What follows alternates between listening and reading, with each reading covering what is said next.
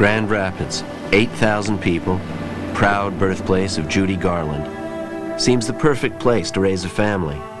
The Strufords bore that out. Karen, a popular student and a high school homecoming queen, had just completed a successful first year at the University of Minnesota. Suddenly, on a June night in 1991, 2 weeks before her 19th birthday, about 2 o'clock in the morning, I woke up and I remember a slight feeling of dis-ease.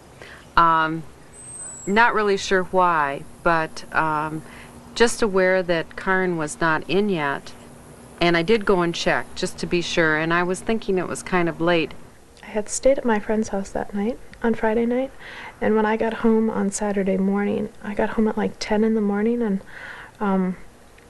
my mom, when I came in, she thought I was Karen, and she's like, "Karen!"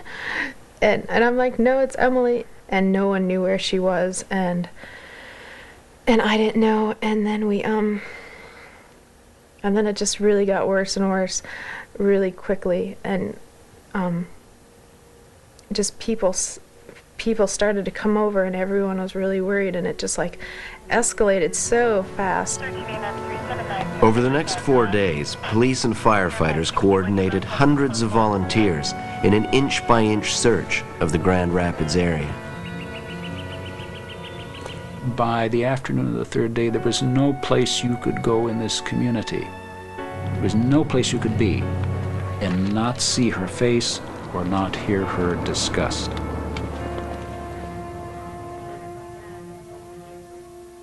One of the darker moments of despair for me came Sunday evening, when again, what's yet to be done, what can be done, everything is being done and nothing is being found. I think that's when I sort of hit bottom and just had a very good friend here and could just, I think, express that despair and that grief and that turmoil. At that point, could not even pray. Then, in the middle of the fourth night, 2 men showed up at the sheriff's office.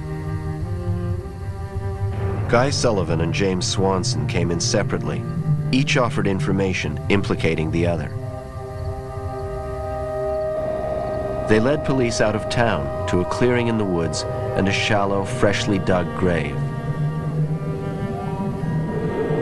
We looked the scene over long enough to see enough evidence that, in my mind, that it was definitely Karen Struford. So then I headed back. Well, en route back, I was notified that Don Struford had walked into the office. And then Bob Surich came in. Still hard to tell. This big bear of a man who said very frankly, but with a great deal of grace and directness, Karen is dead.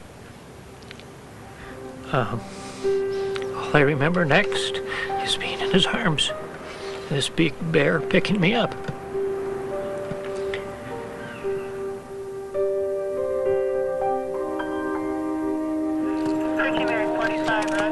The next day, police charged Sullivan and Swanson with Karen's murder. I'm not sure I can describe the feelings that I experienced. You know, when I saw these 2 men.